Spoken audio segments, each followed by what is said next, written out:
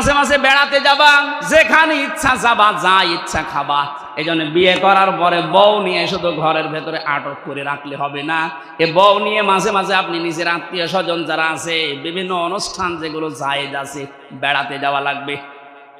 কথা বললেন না কেন?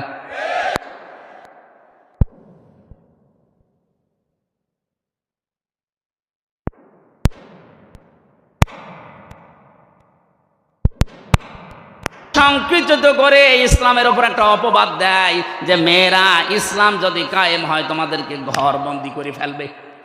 এই জন্য আমিরে জামাত ডাক্তার শফিকুর রহমান ঘোষণা দিয়েছে, ইসলাম যদি দেশে আসে সবচাইতে বেশি নিরাপদে থাকবে মেয়েরা।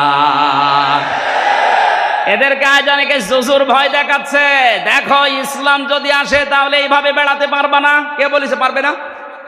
হ্যাঁ, বেপরদায় আপনি যেতে পারবেন না, কারণ আপনার মন তখন